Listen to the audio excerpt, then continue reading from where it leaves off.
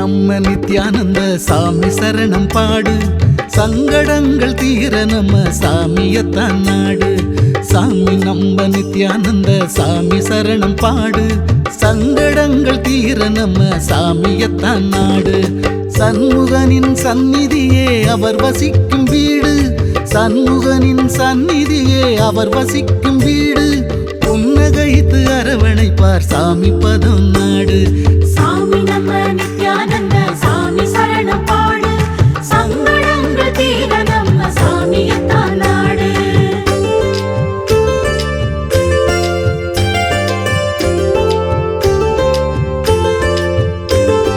புனித ஸ்தலம் ஆயிரந்தாம் பூமியிலே உண்டு, போலி வாக்க வந்து விட்டா எல்லா பலனும் உண்டு.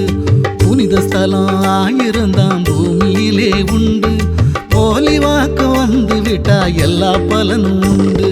பிரம்மஸ்ரீயாம் நித்யானந்தர் திருமுகத்தை கண்டு, பிரம்மஸ்ரீயாம் நித்யானந்தர் திருமுகத்தை கண்டு, தரிசித்து ஆசி பெற நடப்பதெல்லாம் நன்று. சாமி நம்ம நித்யானந்த சாமி சரணம் பாடு, சங்கடங்கள் தீர நம்ம சாமியத்தான் நாடு.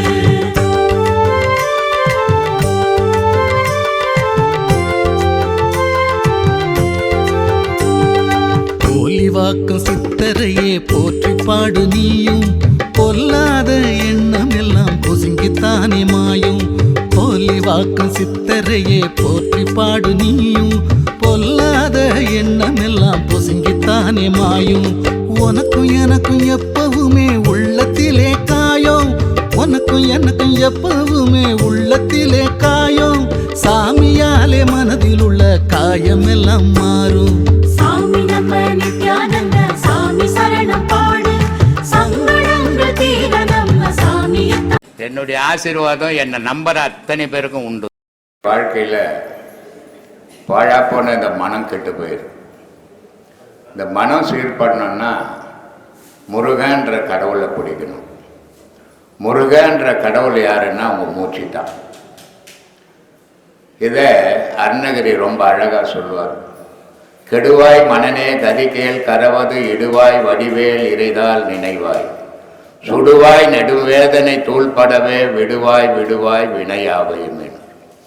அதை பிடிச்சிட்டிங்கன்னா மனிதன் தெரிஞ்சும் பாவம் பண்ணுறது உண்டு, தெரியாமல் பாவம் நடந்ததும் உண்டு. ஆனால் அத்தனை பாவமும் அழிக்கக்கூடிய ஆற்றல் எதுக்கு உண்டு அப்படின்னா உங்கள் மூச்சுக்கு தான் உண்டு. மீதி கோயில் கோயிலாக போய் கடவுளை கும்பிட்றதால உங்கள் பாவத்தை அழிக்க முடியாது. அப்போது உங்கள் மூச்சை பிடிக்கிறதுக்கு தான் நம்ம உபதேசங்களே கொடுக்குறோம். அதை சீரான முறையில் பயன்படுத்திக்கிறீங்கன்னா எல்லோரு பாவத்தையும், இந்த உலகத்தில் செய்த பாவத்தை உலகத்தோடு அழிச்சிடலாம். கடவுள் வழியில் போகும்போது புண்ணியம் மட்டும்தான் தேடணுமே தவிர பாவத்தை தேடக்கூடாது. இன்றைக்கி ஆன்மீகவாதிகளே ஆன்மீகவாதின்னு சொல்லிட்டு கடவுள் வழியில் தான் பாவத்தையே தேடிக்கின்னுக்கிறாங்க. அது எப்படின்னு தெரியல. நிறைய பேர் சும்மாவே தன்னை தானே ஒரு பேரை போட்டுக்கிறாங்க. நான் சித்தர், நான் அது இதுன்னு. சித்தராக இருந்தால் ஒரு 1000 பாடல்கள் புனையணும், 1000 பாடல்கள் எழுதணும். சும்மா பேர் போட்டுக்கிறதால ஒன்றும் கிடையாது. இப்போ எனக்கு கூட 1000 பேருங்க சொன்னாங்க, எந்த பேர் இருக்கக்கூடாது, எங்கள் அப்பா அம்மா வச்ச பேர் மட்டும்தான் எனக்கு இருக்கணும் அப்படின்னுக்கிறேன். ஏன் சொல்கிறேன்னா, ஒரு பெரிய மகான்கள் பேரை நமக்கு வச்சுக்கிறதுக்கு அந்த தகுதி நமக்கு இருக்கணும். அந்த தகுதி இல்லாத பேர் வச்சுக்கிறதால ஒன்றையும் சாதிக்க போகிறதில்ல. செத்தா எந்த பேரும் இல்லை, பொணோன்ற பேர் தான் வரப்போகுது. அதனால் வாழும்போது இந்த உலகத்துக்கு நம்ம என்ன சொன்னோம், என்ன செய்தோம், அதை யோசிங்க. அதை விட்டு போட்டு இந்த ஊர்பட்ட பேரெல்லாம் வச்சுக்கிறதால ஒரு பயனும் இல்லை. அதே நேரத்தில் சாதாரண அஞ்ஞானிகள் தவறுகள் செய்யலாம், அஞ்ஞானிகள் பாவங்கள் பண்ணுவாங்க தெரியாமல். ஆனால் ஆன்மீகவாதின்னுட்டு இந்த பாவங்களுக்கு உட்பட்டு கடவுள் பாதையிலேயே பணத்துக்காக பாவம் பண்ணுறது, அது கடவுளுக்கு பேரையும் கெடுக்கிற மாதிரிக்கும், தான் பாவத்தையும் சுமக்கிறது, உலகத்தையும் ஏமாத்துகிற மாதிரி ஆகிடும். அந்த மாதிரியான செயலுக்கு தயவுசெய்து ஆன்மீகவாதிங்க யாரும் நீங்கள் என்னுடைய சீடர்களோ என்னுடைய பக்தர்களோ தயவுசெய்து உங்களை கெஞ்சி கேட்டுக்கிற அந்த மாதிரியான ஈடுபாட்டில் யாரும் ஈடுபடாதீங்க. இதுதான் நான் உங்களுக்கெல்லாம் சொல்கிறாரு. உலகத்தில் செய்கிறவனை நம்ம போய் திருத்திட முடியாது. ஏன்னா அவன் அதுக்குன்னு வந்துட்டான். அவன் பிழப்புக்குன்னா வந்துட்டவனை போய் நம்ம திருத்த முடியாது. நம்மளை நம்ம திருத்திக்கலாம். அந்த வழியை நீங்கள் தேடுங்க, நல்ல வழியில் பயணம் பண்ணுங்க, உங்கள் வாழ்க்கை நல்லா இருக்கும். இளைஞர்களும் நல்லா படிக்கணும். இன்னைய சமுதாயத்தில் படிப்பு இல்லைன்னு சொன்னால் 10 பைசாவுக்கு மரியாதை இருக்காது, வீட்லேயும் மரியாதை இருக்காது, ஊர்லேயும் மரியாதை இருக்காது. அதனால் இளைஞர்கள் நல்லா படிக்கணும். அவங்க வாழ்க்கையை அவங்க வாழற மாதிரி, யாருடைய தயவுலையும் நான் வாழ மாட்டேன், என்னுடைய உழைப்பில் நான் வாழ்வேன்னு இளைஞர்கள் நல்லா படிங்க, அந்த வாய்ப்புகளை பயன்படுத்திக்குங்க. காலங்கள் வீணாகி போச்சுன்னா பின்னாடி கஷ்டப்பட்டு பயன் இல்லை. அதனால் அந்த படிப்பை பாழ் பண்ணாதீங்க. ஒரு காலத்தில் உடலில் பலம் இருந்தால் வேலை கிடச்சிது, அப்புறமா ஒரு காலத்தில் அறிவு இருந்தால் வேலை கிடச்சிது, இன்றைக்கி சர்டிஃபிகேட் இருந்தால் தான் வேலை கிடைக்கும். அப்போ படிக்கணும். நீங்கள் படித்தீங்கன்னா தான் உங்கள் வாழ்க்கையை நிலையை ஆக்கிக்க முடியும். இந்த படிப்புக்கு உறுதுணையாக தாய் தகப்பனும் 1000 சிரமங்கள் பட்டாலும் நம்ம பிள்ளைங்க நல்லா படிச்சிருக்கணும்னு தாய் தகப்பனும் நல்லா படிக்க வைங்க, முடிஞ்ச அளவுக்கு படிக்க வைங்க. அதுங்களுக்கு ஆசையை காட்டி வளர்க்காதீங்க, அன்பை காட்டி வளங்க. அந்த அன்பு தான் நாளைக்கு நீங்கள் உட்காரும் போது உங்களை காப்பாற்றும். ஆசையை காட்டி வளர்த்தீங்கன்னா அதுங்க வளர்ந்த உடனே உங்களை கைவிட்டுடும். இதெல்லாம் யோசித்து, வாழ்க்கைன்றது ஒரு பெரும் பயணம். அந்த பயணத்தில் நம்ம ரொம்ப ஜாக்கிரதையாக பண்ணணும். கொஞ்சம் அசைஞ்சால் கூட நம்ம பள்ளத்தில் விழுந்துருவோம். அதனால் ரொம்ப ஜாக்கிரதையாக பயணம் பண்ணுங்க, அது உங்களுக்கெல்லாம் நல்லது. சாமி ஆத்மா வணக்கம். சொல்லுங்க சாமி. சாமி ஆத்மா வணக்கம். ஆத்மா வணக்கம் சாமி. கள்ளக்குறிச்சி மாவட்டம் வானாபுரம் வட்டம் சித்தால் கிராமத்துல இருந்து நான் வந்திருக்கேன். சொல்லுங்க சாமி. நான் வேலை செய்யறதுன்னா பெங்களூர்ல. சரிங்க சாமி. ஸோ ஐயா கிட்ட ஒரு சில கருத்துக்களை கேட்கலாம்னு சொல்லி வந்திருக்கேன். சொல்லுங்க சாமி. ஸோ என்ன மன்னிக்க வேண்டும், நான் இன்னும் உபதேசம் வாங்கல. இல்ல, இதுல மன்னிப்புன்றதே இல்ல சாமி. மன்னிப்பு எது? நீ என்ன தப்பு செஞ்சு மன்னிக்கிறதுக்கு?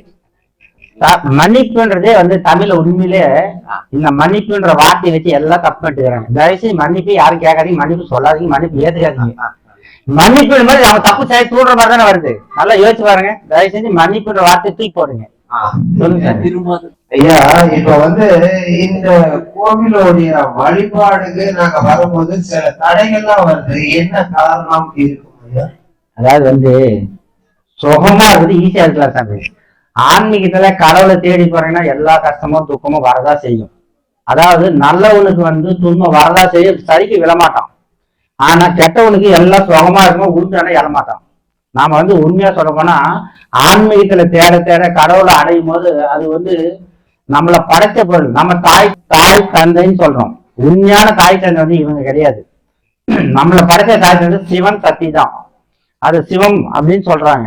அதுல இருந்து அதாவது பேரொழிலிருந்து நம்ம வந்தோம், திருப்பி பேரொழில போய் சேர போறோம். அந்த புனிதமான பொருளை அடையிறதுக்கு நம்ம எல்லாம் கஷ்டப்பட்டுதானே ஆகணும். ஏற்கனவே சுகமா எப்படி சாமி பண்ற முடியும்? சாதாரண ஒரு மனித வாழ்க்கையில ஒரு துன்பப்பட்டுதான் ஒவ்வொருவரும் சாதிக்கிறோம். யாரும் துன்பப்படாத யாரும் கிடையாது.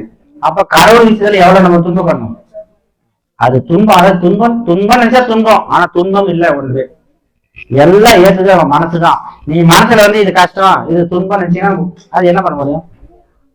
அது ஒரு கஷ்டம் இல்லப்பா, துன்பம் இல்லப்பா அப்படின்னு போனீங்கன்னா ஒண்ணும் பிரச்சனை இல்லை. எல்லாம் முதல்ல மனசை சரி பண்ணுங்க. மனசு இதாக எல்லாமே சீராவா இருக்கும். மனசு எல்லாம் கஷ்டமா வரதான் செய்யும். ஒரு மகான பத்தி நம்ம நினைக்கும் போது நம்ம அறியாம நம்மளுக்குள்ள கண்ணீர் வருது. அது என்னன்னு நம்ம புரிஞ்சுக்கலாம். அதாவது சாதாரணமா இளைய மனசுக்கிறவங்களுக்கு இது தானாவே நடக்கும். யாருக்குமே ஐயோ நான் அடுத்தவங்க நல்லா இருக்குன்னு நினைக்கல, இது இயற்கையா வரும். அடுத்தவங்க கொள்ளடிச்சாலும் வராது. அவன் எப்படா சாவா எப்படா போவா அதை பிடிக்கலான்றவங்களுக்கெல்லாம் நம்ம கண்ணீர் வராது சாமி. அதை கடவுள் பாதையில கடவுளை நோக்கி போகும்போது அதனுடைய சிம்டம்ஸ் தான் இது. கடவுள்கிட்ட கண்ணீர் மல்கின்னு சொல்லுவாங்க. அதாவது போய் நம்ம கடவுள் அது கடவுள் நம்ம திரும்பி பார்க்க மாட்டோம். அந்த கண்ணீர் மல்கி அப்படின்னு போது அந்த கண்ணீர் கசியும் போதுதான் நமக்கு இறைவனுடைய பார்வை நம்ம மேல விழும். இல்லைன்னா விடாது. அது நான் இது உண்மையா சொல்றேன்னா இது எல்லாத்துக்கும் அமையாது. ஒண்ணு நல்ல விஷயம் தான். எனக்கு எப்பவுமே அந்த மாதிரிதான் இருக்கு. இறைவனுடைய பாதை நான் சீக்கிரமா புடிச்சுடுவேன்ற என்னுடைய மனசுக்குள்ள நம்பிக்கை. இல்ல மனசுக்குள்ள நம்பிக்கை இல்ல, செயல்ல கொண்டு வரணுங்க. மனசு நினைக்கலாம், செயல்ல வந்தாதான் அது கிடைக்கும். பசி சாமி, ரோட்ல சாப்பாடை பாக்குறீங்க, தானால சாப்பாடு வர நீங்க போய் எடுத்து சாப்பிடணும். தானா வந்துருமா? அது போலதான் நீங்க வரணும்னு மனசுல எது வரணும். இது நாம பாக்கணும். நம்ம உங்க இப்ப இங்க வந்துட்டீங்க, உங்க ஊருக்கு போகணும், உட்காந்து ஊருக்கு போனோம் எப்படி போக முடியும்? கிளம்பி போகணும் இல்லையா? அதே போலதான் வரணும்னு வந்து கடவுள் பிடிக்கணும்னு முயற்சி பண்ணாதான் பாருங்க சாமி. இதுக்கு பல தடைகள் வரதான் செய்யும். இதை நம்ம கடந்துதான் வரணும். கடந்தா எடுத்தோடனே எதுவுமே வராது. நல்லா யோசிச்சு பாருங்க. நம்ம தாய் வயிற்றுல இருந்து வெளியில வரும்போது பல துன்பம் கஷ்டப்பட்டு தான் வெளியே வரும். யாரும் சுகமா யாரும் வந்தாங்க? ஐயா இப்ப சொல்லுவாரு, நான் பாம்பா சுவங்கின்னு வெளியே வட்டமான கிடையாது. நம்ம தலை இவ்வளவு பெருசுக்குது, சோல்டர் இவ்வளவு பெருசுக்குது. இந்த சாதாரண வேணுமா? தாயும் துன்பப்படுத்தி நாமும் துன்பப்படுத்த வெளியே வந்துடும். அதனால இது சாதாரணமா இல்லை, எல்லாம் கஷ்டம் வரதான் செய்யும். அதை ஏத்துக்கணும். ஏற்றுன சுகமே எப்படி இருக்க முடியும்? நீங்க வந்து 100% 30% தான் சுகமே. 70% துன்பம் துக்கம் எல்லாமே தான் இருக்கு. அந்த 70% துக்கத்தை அனுபவிச்சுதான் 30% சுகத்தை அனுபவிக்கிறாங்க. அந்த மாதிரி எடுத்துக்கிற போக சுகம்லாம் கிடையாது சாமி. அனுபவிச்சுதான் வந்தவன். இப்போ வந்து துன்பம் பெருசா இன்பம் பெருசா? உங்களுக்கு துன்பம் வேணுமா இன்பம் வேணுமா? எனக்கு துன்பம் தான் தேவைப்படுது. துன்பம் கிடையாது, இது இன்பம் வராது சாமி. அழகா எதுவுமே இல்லையே. துன்பம் அனுபவிச்சுன்னா உடனே இன்பம் வந்தே தீரும். இன்பத்தை அனுபவிச்ச உடனே துன்பம் வந்தே தீரும். அமைதி என்னன்னு கேளுங்க சாமி. இறைவன் அமைதி வந்து கேட்டுக்கிறான், வாட வாட நான் கொடுக்குறேன். யாரும் கேட்க மாட்டேங்கிறீங்க, சொல்லுங்க. இன்பம் சீக்கிரமா அடைஞ்சிடலாம், ஆனா துன்பத்தை அடையிறதுக்கு ரொம்ப கஷ்டமா இருக்கு. அப்படிலாம் கிடையாது சாமி. துன்பத்தை ஈஸியா அடைஞ்சிடலாம், இன்பத்தை அடையிறதா கஷ்டம். அந்த இன்பம் கொஞ்சம் சின்ன இன்பத்துக்கு தான் இவ்வளவு துன்பத்தை பட்டுக்கிறோம். நீ ஒண்ணு கிடையாது. இப்போ ஒரு மனிதர் இருக்காரு, நீ போய் பலான்னு அடிச்சு அவர் ஒண்ணு அடிச்சா துன்பம் ஈஸியா வந்துடும். நீ அவர்கிட்ட நல்ல பேர் வாங்க ஈஸியா வாங்கிறியா? அத நல்ல பேர் வாங்குறதா கஷ்டம். கெட்ட பேர் ஈஸியா வாங்கிடலாம். துன்பத்தை டக்குன்னு சீக்கிரமா வந்துடும். இன்பம் வர்றதுதான் கஷ்டம். அந்த இன்பத்துக்கு அதை சின்ன அதை சொன்னேன். ஒரு 30% இன்பத்துக்கு 70% துன்பப்பட்டு அதை இயக்கிட்டு உட்காந்துக்கிறான். அதே பெருசு நினைக்கிற அந்த மனுஷன் அந்த தூக்கி விசாரினாதான் நம்ம பேரின்பத்துக்கு போக முடியும். பேரின்பம் வராது, வந்துட்டா போகாது. ஆனா பேரின்பம் அடையிறது யாரும் தயாரா இல்லை.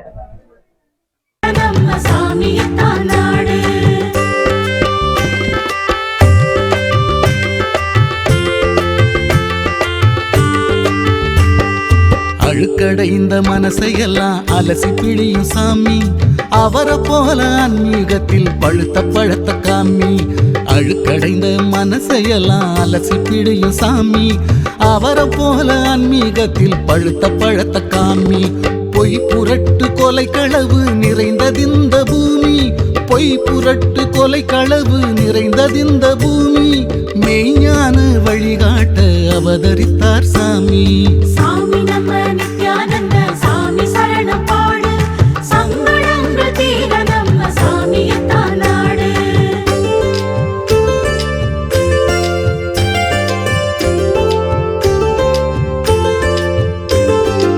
ஆறுமுகன் சந்நிதியில் ஆசிரமம் பாரு.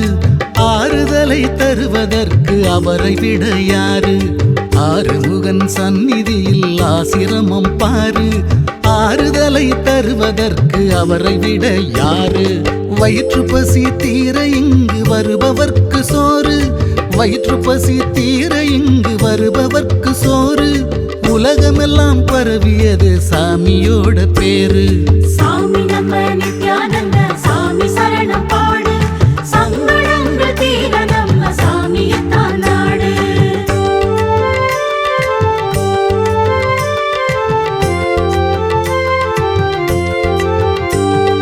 பிரம்மஸ்ரீயாம் நித்யானந்த பெருமகனார் ஆசி. பெற்றவர்க்கு வாழ்க்கையிலே துன்பம் எல்லாம் தூசி. பிரம்மஸ்ரீயாம் நித்யானந்த பெருமகனார் ஆசி. பெற்றவர்க்கு வாழ்க்கையிலே துன்பம் எல்லாம் தூசி. அவர் வழங்கும் அறிவுரையை அன்றாடம் யோசி. அவர் வழங்கும் அறிவுரையை